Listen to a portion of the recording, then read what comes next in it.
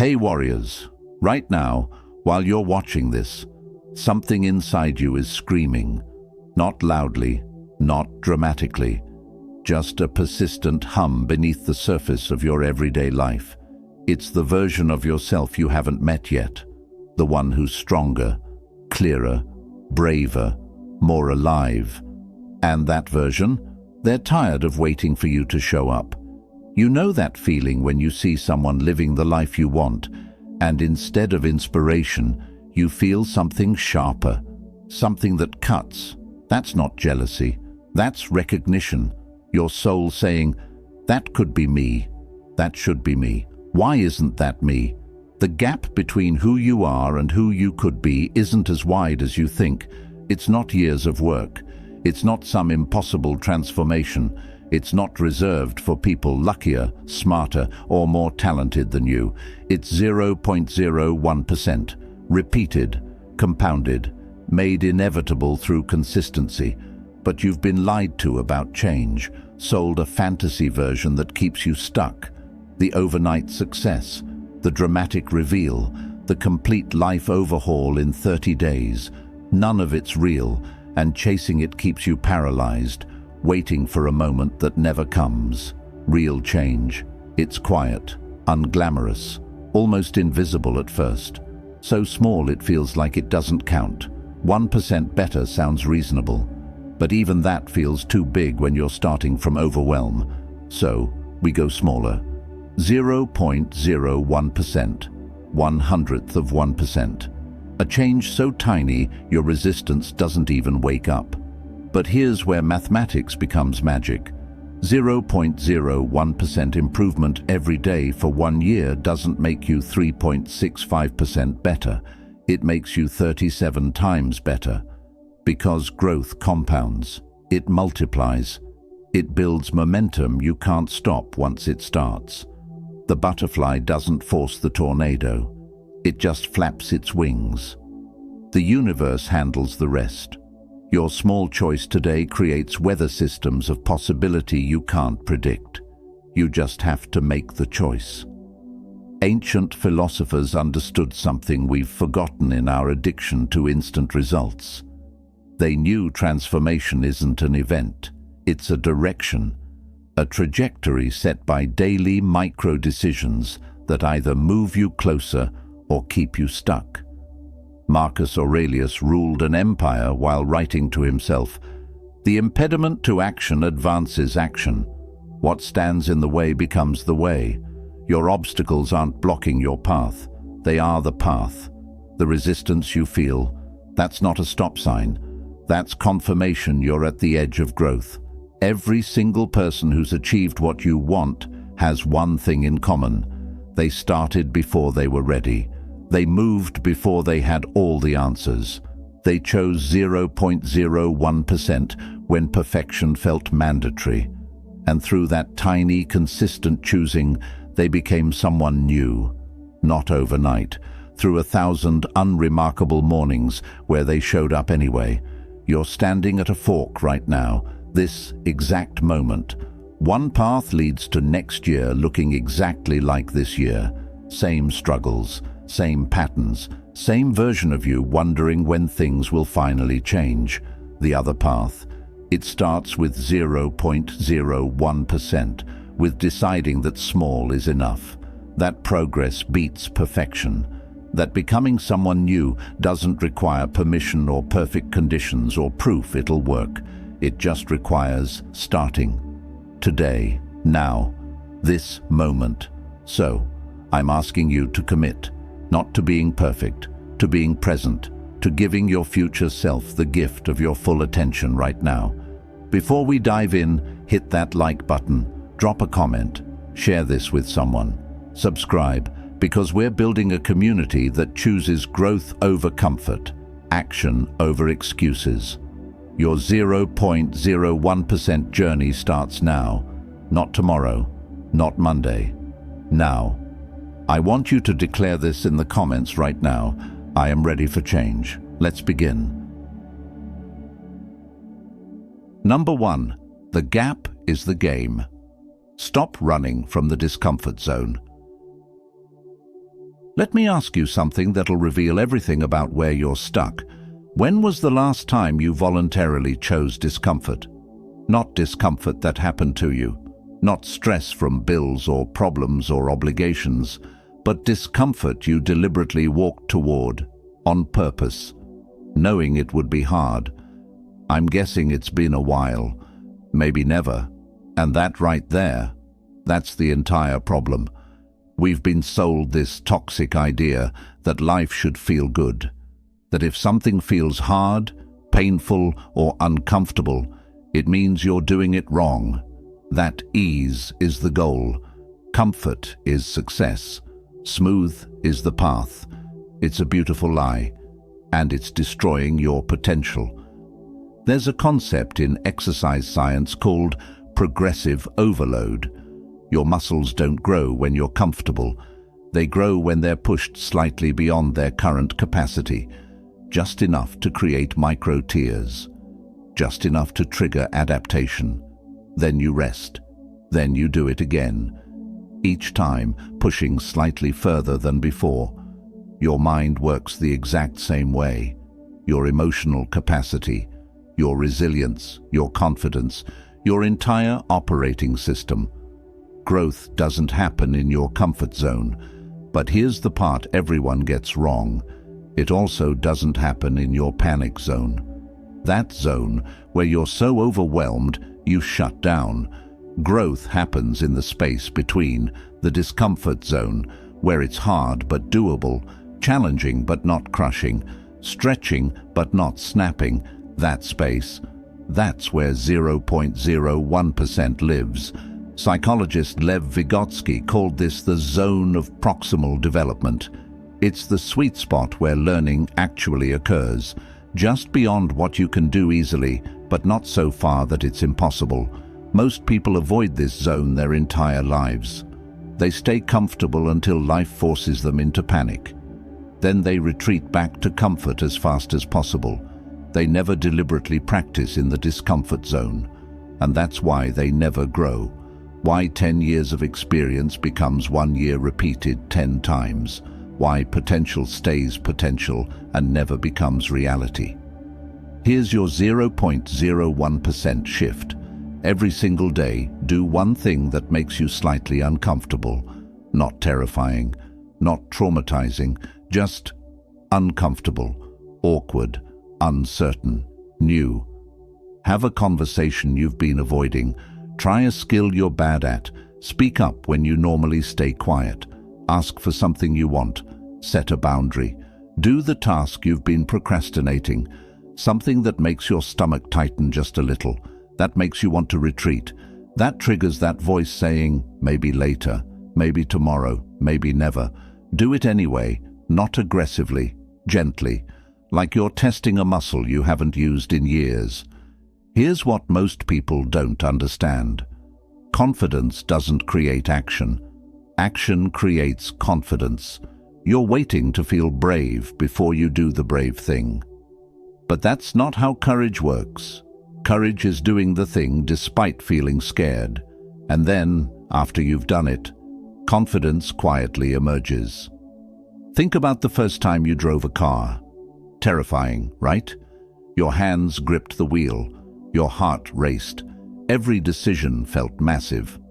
Now, you drive while thinking about groceries, humming to music, barely paying attention. What changed? Not the car, not the road. Your capacity, your nervous system adapted through repeated exposure to discomfort. You can do this with anything: public speaking, leadership, vulnerability, creativity, difficult conversations, risk-taking, any edge where you feel uncertain. The discomfort zone is where your future self is forged. But here's the key. You can't live there 24 hours a day. That's burnout. That's unsustainable. That's panic zone masquerading as hustle culture. You visit the discomfort zone intentionally, briefly, daily, like going to the gym. You work out for an hour, not all day. The rest of your time? Rest. Recover. Integrate. Let your nervous system adapt to the new capacity you're building. This is the rhythm of growth. Challenge, rest, challenge, rest. Each cycle, you expand what's comfortable. What used to be discomfort becomes your new baseline. And here's where it gets powerful. The gap between where you are and where you want to be. That gap is the game. You're not trying to eliminate the gap. You're trying to get comfortable being in the gap. Learning to operate there, to exist in that space of not yet, but working on it. Most people see the gap as evidence they're failing. Look how far I have to go. Look at what I don't know. Look at who I'm not yet. Reframe it. The gap is proof you're growing. It means you're reaching for something beyond your current capacity. It means you're not stagnant, not stuck, not settling. The gap is information. It's showing you exactly where your next 0.01% needs to go. There's a technique in cognitive behavioral therapy called exposure therapy. It's how people overcome phobias. You don't avoid the fear. You gradually, systematically expose yourself to it in controlled doses until your nervous system learns it's not actually dangerous. You're going to do the same thing with growth, with challenge, with the discomfort of becoming more than you currently are. Start small today, ridiculously small. Email you've been avoiding, write one sentence. Skill you want to learn, practice for 2 minutes. Conversation you need to have. Say one honest thing. Feel that slight tension. That's not danger, that's development. That's your nervous system saying, this is new, and getting ready to adapt. Do it again tomorrow, and the next day, and watch what happens. Watch how quickly uncomfortable becomes familiar. Watch how fast your capacity expands. Athletes call this training to failure, pushing until you literally can't do another rep. But they don't do it recklessly. They do it strategically, knowing that's where strength is built. You're training your mental and emotional muscles the same way, finding your edge, pushing it slightly, resting, doing it again. 6 months from now, things that terrify you today will feel mundane, not because they got easier, because you got stronger, braver, more capable. And that only happens by spending time in the discomfort zone, by making friends with the tension, by recognizing that the feeling of, I don't know if I can do this, is actually the feeling of growth happening in real time. Here's your practice. Tonight, plan tomorrow's discomfort. Decide what one slightly uncomfortable thing you'll do. Schedule it, commit to it, then do it. Notice the resistance. Notice the urge to avoid. Do it anyway. Notice how you feel after. Probably a little proud, a little relieved, a little stronger. That's 0.01%. That's the compound interest of courage. That's how you close the gap between who you are and who you're becoming. Not by waiting to feel ready, by choosing discomfort intentionally and watching your capacity expand in response. The gap is the game. Stop running from it. Start playing in it. That's where your transformation lives. Drop this in the comments. I choose growth over comfort. Number 2. Become a curator, not a consumer. Your attention is your destiny.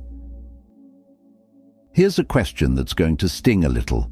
If someone looked at your screen time, your browser history, your subscriptions, your consumed content over the last 30 days, what would they conclude about your priorities, about your values, about where you're headed? Be honest. Would they see someone building a future or someone killing time?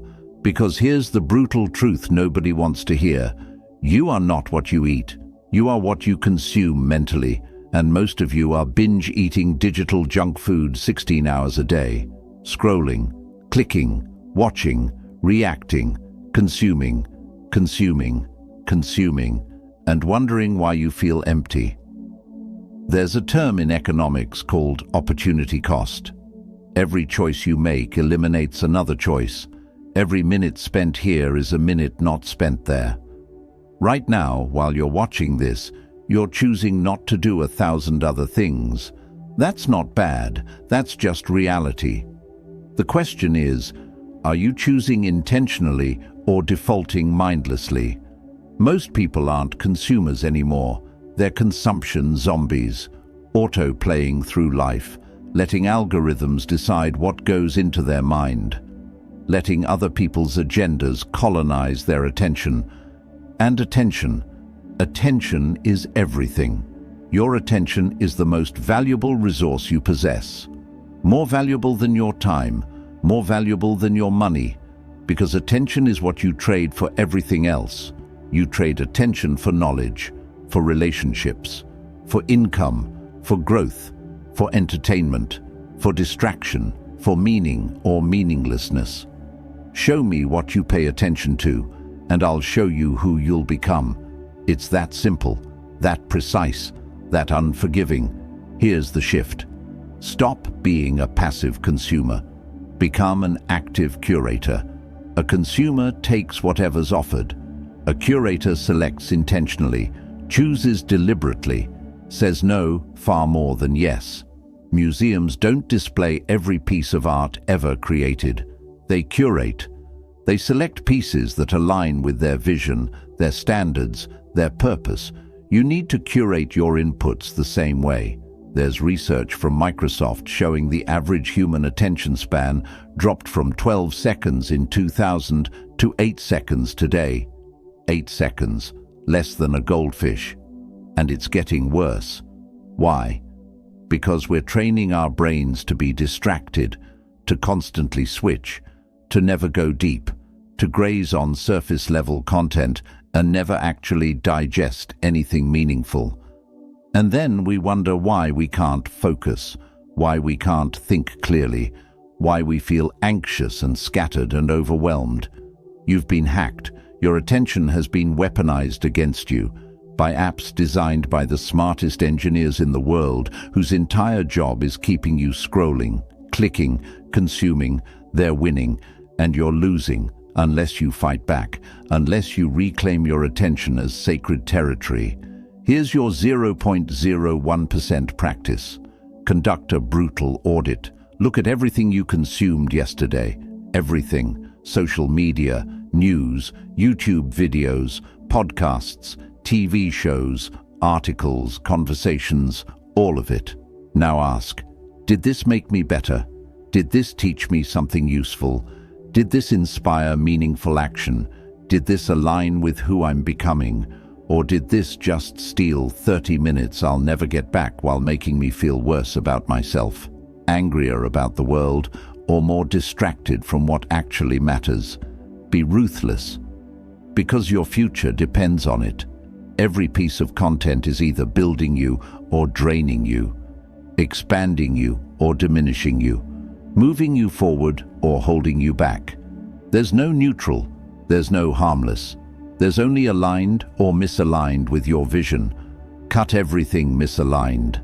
Unfollow, unsubscribe, delete, block, remove. Create friction between you and the things that drain you. Then, and this is crucial, replace it with intentional inputs, not more consumption, better consumption. One podcast episode that teaches you something applicable. One chapter of a book that challenges your thinking.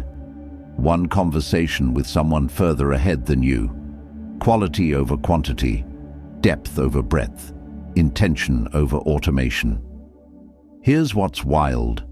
Most people spend more time choosing what to eat for lunch than choosing what to feed their mind all day. They'll research restaurants, read reviews, check ingredients, but they'll scroll whatever the algorithm serves. Watch whatever auto plays next, consume whatever's trending, and then wonder why their mind feels like garbage. Naval Ravikant, entrepreneur and philosopher, said, "If you eat, invest, and think according to what the news advocates, you'll end up nutritionally, financially, and morally bankrupt." The news isn't information anymore. It's outrage fuel, designed to trigger your amygdala, to keep you afraid, angry, and addicted. Same with most social media. It's not connection, it's comparison, it's performance, it's everybody's highlight reel versus your behind the scenes. And you're absorbing it all, letting it shape your worldview, your self-image, your sense of possibility or impossibility. Stop. Just stop. You don't need to know everything happening everywhere. You need to know what's relevant to your growth, your goals, your immediate sphere of influence. Everything else is noise. Entertaining noise, maybe, but noise nonetheless. Here's a test. If you removed it from your life completely, would anything actually change? Would you lose knowledge you need, opportunities you'd miss, relationships that matter? Or would you just have more time, more clarity, more mental space for what actually moves your life forward? You know the answer. You've known it for a while. You're just scared to act on it. Scared of missing out. Scared of being uninformed. Scared of disconnection. But here's the truth. The people building extraordinary lives aren't constantly plugged in. They're selectively engaged. They protect their attention like their life depends on it. Because it does. Steve Jobs had a famous practice. Every morning he'd ask himself, if today were the last day of my life, would I want to do what I'm about to do today? Ask yourself the same thing about consumption. If I only had 1 hour of input today, would I choose this? Would this be worth the exchange? Most of what you consume wouldn't pass that test. So why are you consuming it? Here's your new standard. Before you click, scroll, watch, or listen, pause, ask, is this aligned with who I'm becoming? Will this add value or just add volume? If you can't answer yes immediately, skip it, move on, choose something better, or choose nothing. Silence is underrated. Boredom is where creativity lives, where ideas emerge, where you actually process what you've consumed instead of just layering more and more and more. But you never let yourself be bored anymore. Every spare second gets filled with content, with stimulation, with other people's thoughts drowning out your own. Give yourself space, give yourself silence, give yourself permission to consume less and create more. Because here's the final truth: consumption is passive. Creation is active, and you become what you practice most. If you practice consuming all day, you become a consumer. If you practice creating, even in small ways, you become a creator. One feeds you, one drains you, one builds a future, one borrows from it.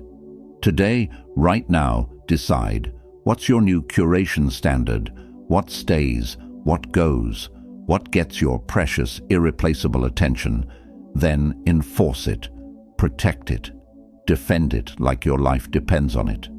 Because your life, the quality of your thoughts, your emotions, your actions, your results, absolutely depends on it. Become a curator. Take back your attention. Watch how fast everything else changes when you change what you feed your mind. Drop this in the comments. I am the architect of my future. Number 3. Install the failure firmware. Make losing your competitive advantage. Let me tell you about the most expensive mistake you're making right now. You're treating failure like it's optional, like it's something to avoid at all costs. Like smart people, successful people, winners somehow bypass failure on their way to the top. That's not just wrong, it's backwards. The most successful people you admire, they didn't succeed despite failure. They succeeded because of it, through it, by deliberately installing failure as part of their operating system. Let me explain what I mean. Right now, your relationship with failure is broken. You see it as evidence you're not good enough, as proof you should quit, as embarrassment to hide and minimize and never speak of again. So, you play it safe. You stay small. You only attempt things you're pretty sure you can win at. And in doing so, you guarantee mediocrity, because anything worth achieving lives on the other side of multiple failures. There's a concept in Silicon Valley called fail fast. But most people misunderstand it. They think it means reckless risk-taking. It doesn't. It means get to your failures quickly so you can learn quickly, so you can iterate quickly, so you can succeed sooner. Failure isn't the opposite of success. It's the research and development phase of success. Thomas Edison tested over 10,000 materials before finding the right filament for the light bulb. When asked about his failures, he said, "I have not failed. I've just found 10,000 ways that won't work." That's not positive thinking. That's accurate thinking. That's understanding that failure is data, information, feedback. The universe telling you, not that way, try this way. But you're not listening because you're too busy feeling ashamed, too busy protecting your ego, too busy pretending you never tried so you don't have to admit you tried and it didn't work. Here's the shift. Stop avoiding failure.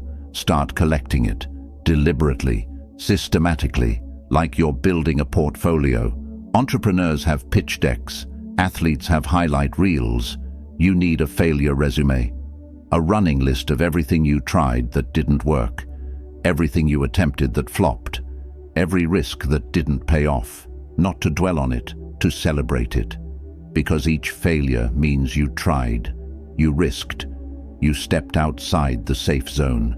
You gathered data nobody sitting on the sidelines will ever have. Professor Tal Ben-Shahar at Harvard actually assigned this to students. Create a failure resume. Document rejections, mistakes, flops, embarrassments. The students found it more valuable than their actual resumes. Why? Because it revealed courage, growth, resilience, the willingness to be wrong on the way to being right. Your real resume, the one that matters, isn't what you succeeded at on the first try. It's what you failed at repeatedly and kept going anyway. Here's your 0.01% shift. Aim to fail at something small today. On purpose, intentionally. Try something you're bad at. Ask for something you might not get. Pitch an idea that might get rejected. Have a conversation that might go awkwardly, not recklessly, strategically, with the explicit goal of practicing being okay with things not working out.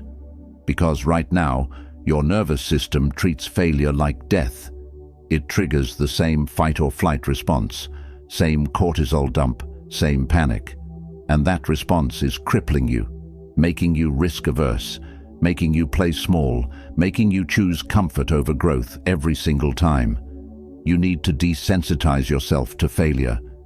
The same way you desensitize yourself to cold water by taking cold showers, by deliberately exposing yourself in small doses until your system adapts.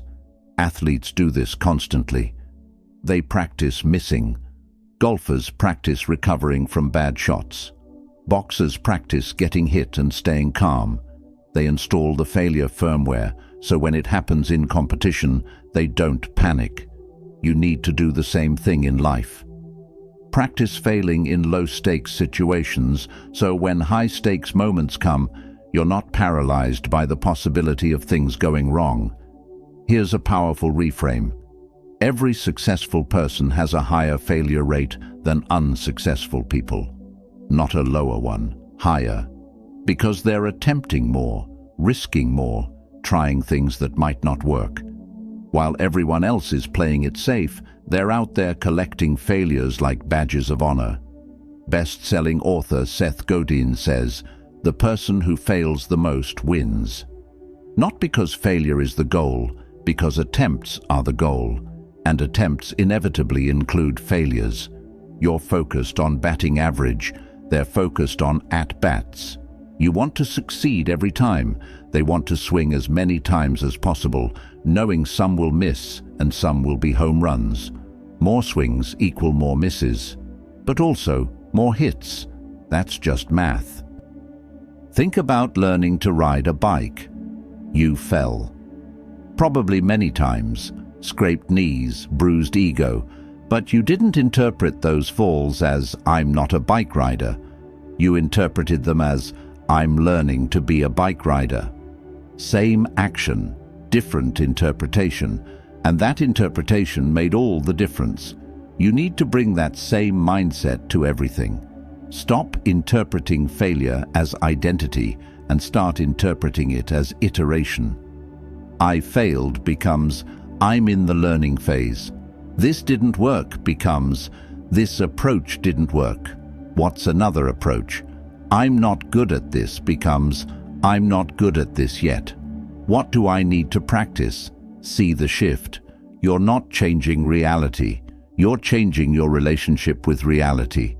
And that changes everything, because when failure doesn't threaten your identity, you become unstoppable. You can try anything, risk anything, attempt anything, because the worst that can happen is you learn something, and learning is always valuable. Always. There's a concept in game theory called asymmetric risk. It means situations where the downside is limited, but the upside is unlimited. Most of your failures are asymmetric. The downside, embarrassment, wasted time, temporary discomfort, all recoverable, all survivable. The upside, breakthrough, success, transformation, life-changing results. You're avoiding attempts because you're overweighting the downside and underweighting the upside. You're playing not to lose instead of playing to win. Flip it. Start asking, what's the worst that happens if this fails? Can I survive that? Can I recover from that?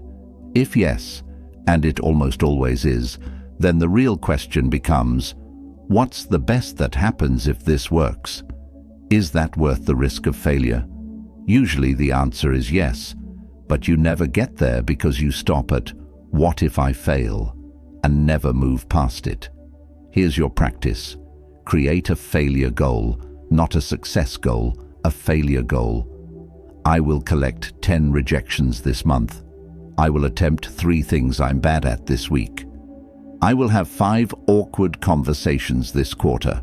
Make failing the objective. And watch what happens. Watch how liberated you feel. Watch how much you attempt. Watch how many unexpected successes emerge from your willingness to fail. Because here's the secret.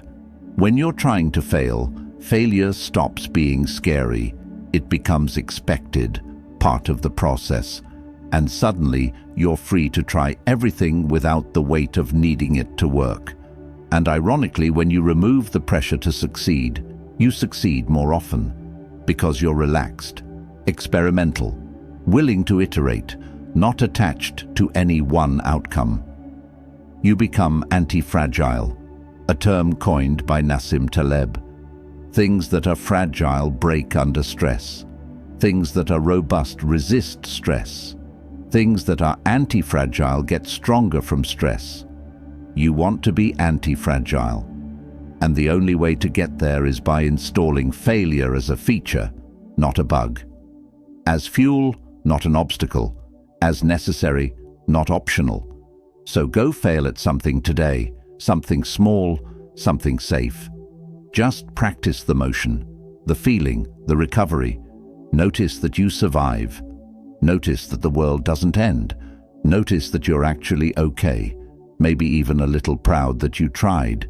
That's your new firmware installing. That's 0.01% of failure tolerance building. Do it again tomorrow and the next day. Watch how quickly your capacity for risk expands. Watch how much more you attempt. Watch how your entire life trajectory shifts when failure stops being the enemy and becomes your competitive advantage. Let me see this declaration below. I learn from failure. Number 4. Architect your microenvironments. Design the path of least resistance to your goals. Answer this honestly. How many times have you set a goal with genuine intention, real motivation, complete commitment, and then watched it dissolve within days? Not because you're weak, not because you lack discipline, but because you're fighting uphill against an environment designed for your old self, not your future self. You want to eat healthier while your kitchen is stocked with junk. You want to read more while your phone sits 3 inches from your pillow. You want to save money while your credit card is saved in every shopping app. And then you wonder why willpower runs out by Tuesday. Here's what nobody tells you. Willpower is a terrible strategy. It's limited, depletable, unreliable, like a muscle that gets exhausted after too many decisions. Stanford researcher B.J. Fogg studied behavior change for decades and discovered something revolutionary. Behavior is not about motivation or willpower, it's about design, about making the desired behavior the path of least resistance. Think about it. You don't brush your teeth because you have incredible discipline.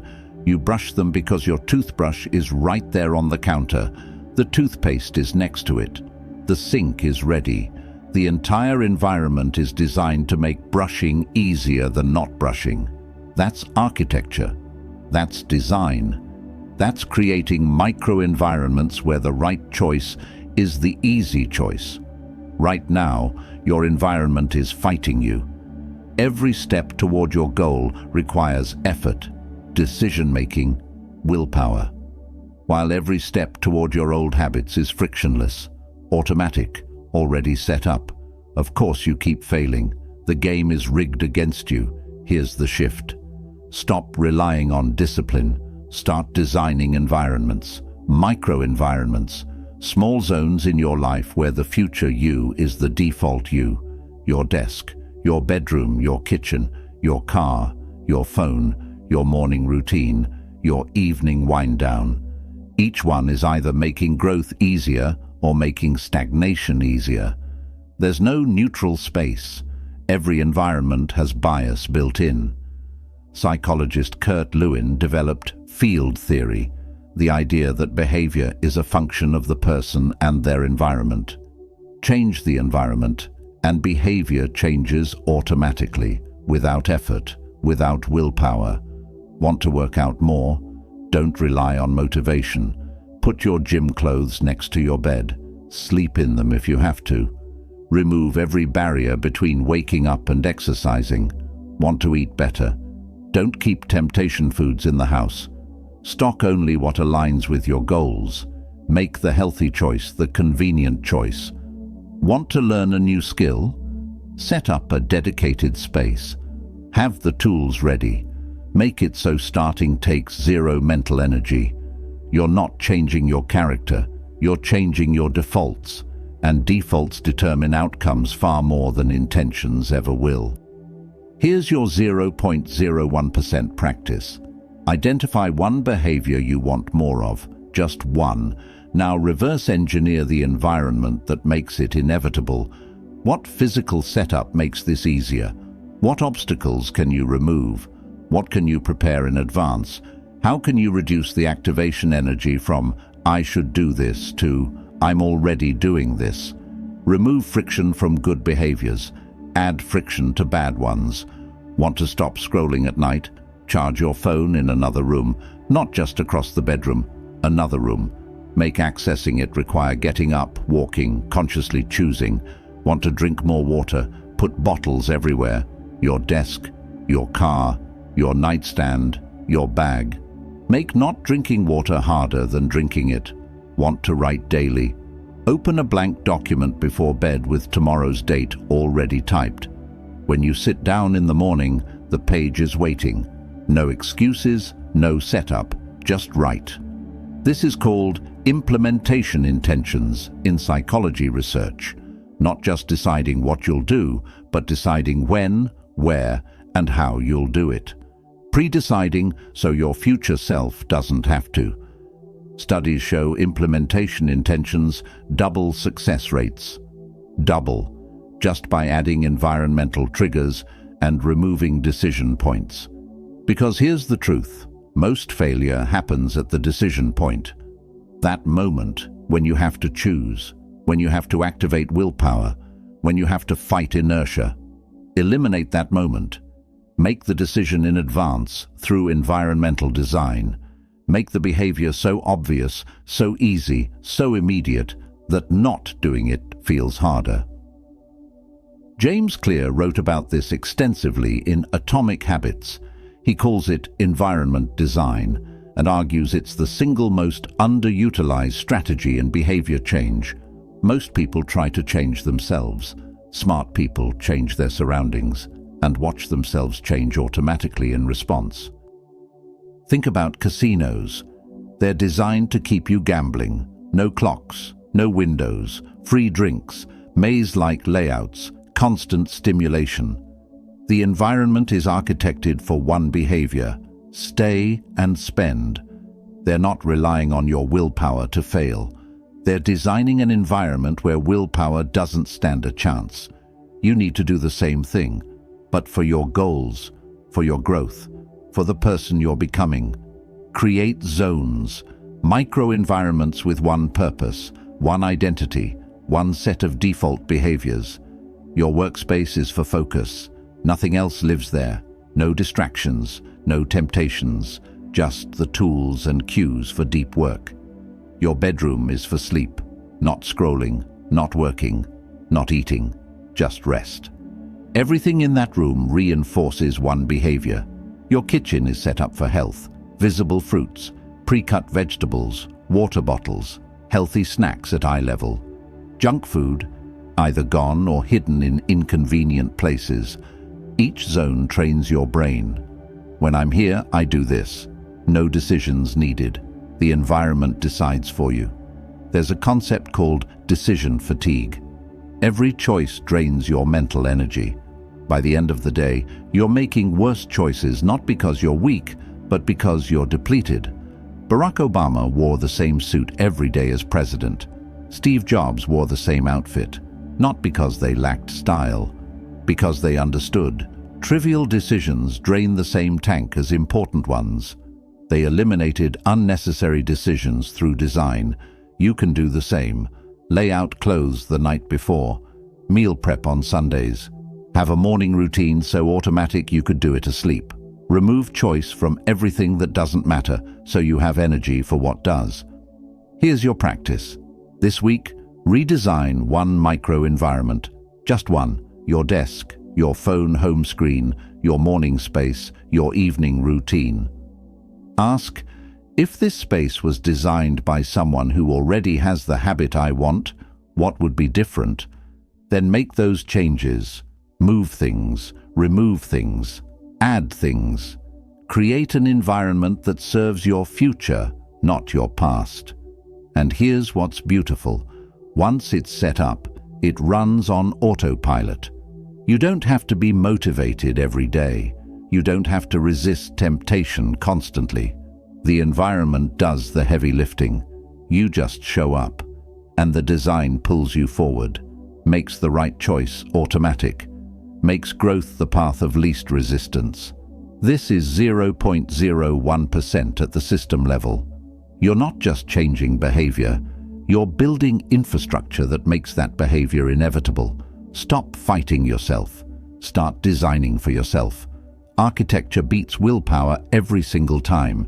Your environment is either a greenhouse for your growth or a graveyard for your goals. There's no middle ground. Look around right now. What's your space telling you to do? What behaviors is it making easy? What version of you is it designed for? If it's not aligned with who you're becoming, change it. Today, right now. Move one thing, remove one obstacle, add one trigger. That's your 0.01%, and it compounds faster than almost any other change you can make. Because good design doesn't just help you once, it helps you automatically, repeatedly, endlessly, every single day without you having to think about it. Design your micro-environments. Watch your life redesign itself in response. Comment this and make it your truth. I design my environment. Number 5. Operate on future logic, not current feelings. Borrow certainty from tomorrow. Here's the final framework, the one that ties everything together, the one that separates people who transform from people who try and quit. It's about time, not managing it, collapsing it. Right now, you're making decisions based on who you are today, what you feel today, what you know today, what seems possible today.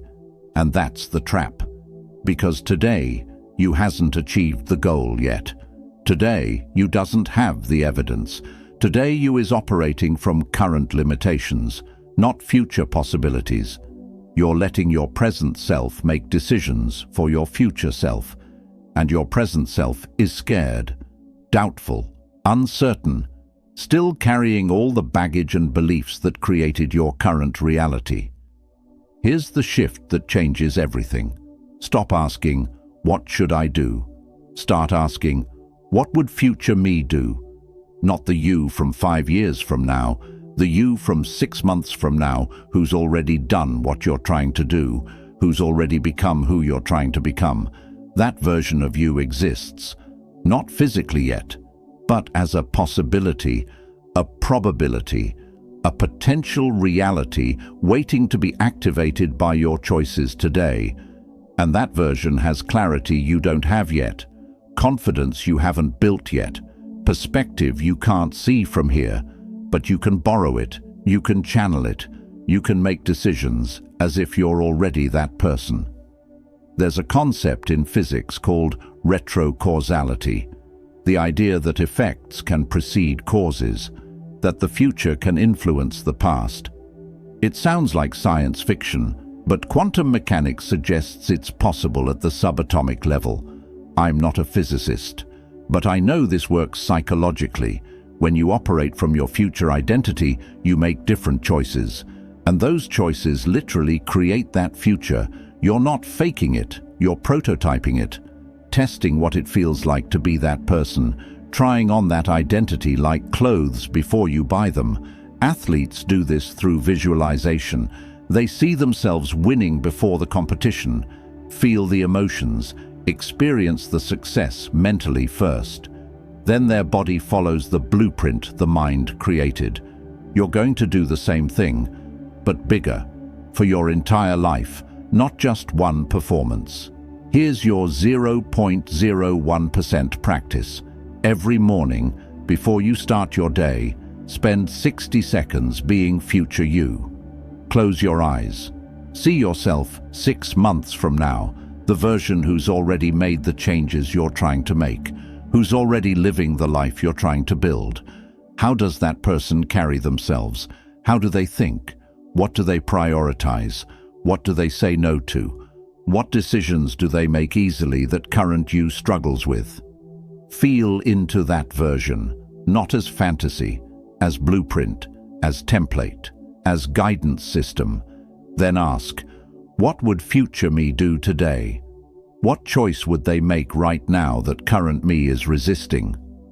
And do that thing, even if it feels uncomfortable, even if you don't fully believe it yet, even if current you wants to choose differently.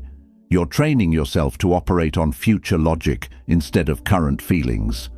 Current feelings say, "I'm tired." Skip the workout. Future logic says, future me never regrets working out, only regrets skipping. Current feelings say, this is hard. Maybe I'm not cut out for this. Future logic says, future me knows this is where growth happens. This is exactly where I need to be. Current feelings say, I'll start Monday. I'll wait until I'm ready. Future logic says, future me became future me by starting before they were ready. Today is the day. See the difference? You're not suppressing feelings. You're not ignoring emotions. You're just choosing which time frame to operate from. And that choice, repeated daily, literally creates your future. Because you're making decisions your future self would make. You're taking actions your future self would take. You're becoming them in real time. There's a therapeutic technique called future self-visualization, used in addiction recovery. Patients imagine their life 1 year sober, the relationships healed, the self-respect restored, the possibilities reopened. Then they're asked, what does that version of you need you to do today?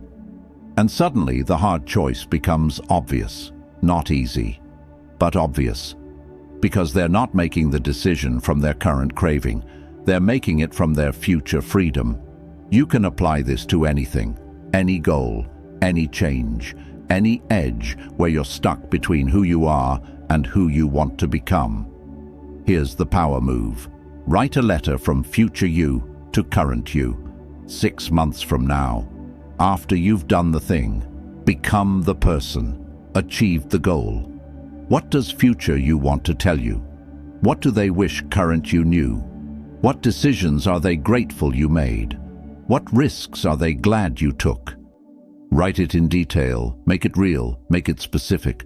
Then read it whenever current you wants to quit, hide, play small, or choose comfort. Let future you be your coach, your guide, your North Star.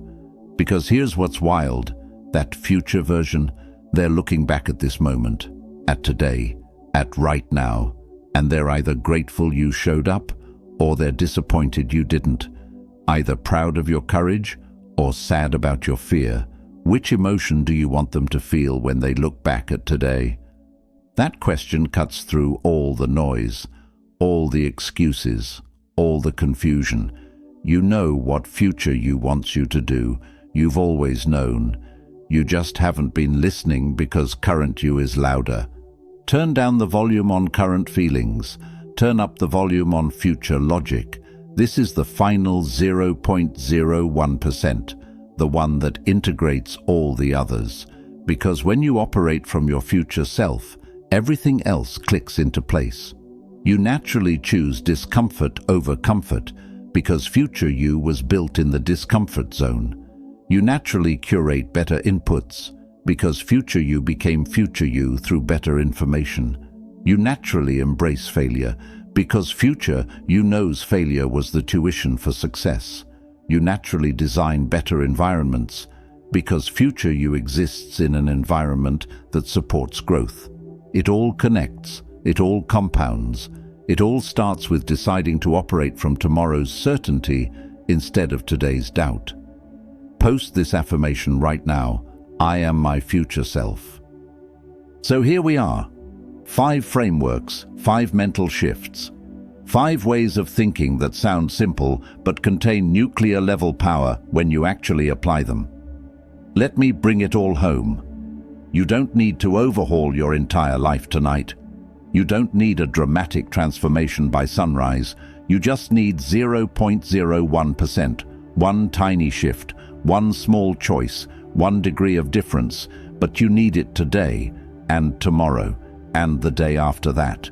Because transformation isn't an event, it's a direction, a trajectory, a consistent choosing of growth over comfort, future over present, becoming over being, the gap between who you are and who you could be.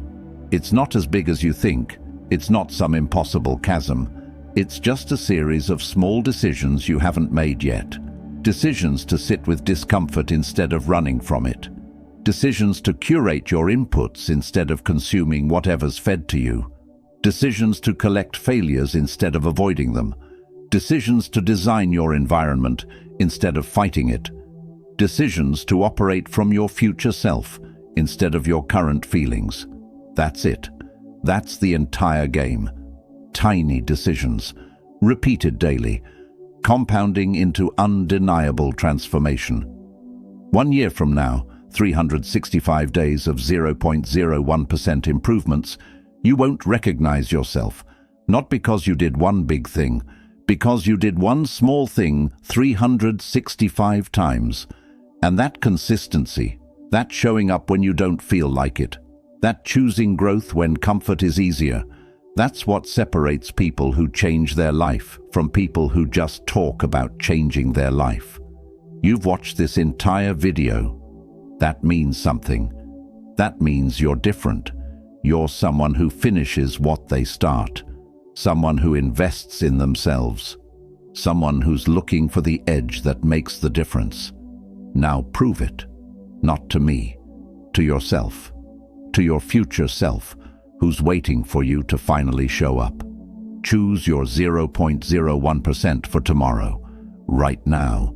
Before you close this video, what's the one micro shift you're committing to? The one small thing that aligns with who you're becoming? Write it down, say it out loud, drop it in the comments below so the universe and this community can witness your commitment. And then do it, tomorrow, when motivation fades, when it feels too small to matter, when nobody's watching. Do it anyway, because that's when it counts most. That's when character is built. That's when future you is forged. Before you go, 3 things. Hit that like button if this resonated, if something shifted, if you see the path forward more clearly now. Share this video with one person, someone who's ready, someone who's hungry, someone who needs to hear that change isn't about perfection. It's about 0.01% repeated until it becomes everything, and subscribe. Because this is just the beginning. We're building something here, a community of people who choose growth, who understand that small, consistent actions compound into extraordinary lives. Thank you for being here. Thank you for choosing yourself.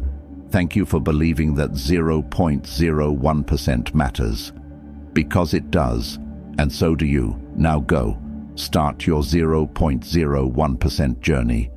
Today, right now, this moment, your future self is waiting, and they're going to be so grateful you started today. Drop this final affirmation in the comments. Today I start 0.01% every day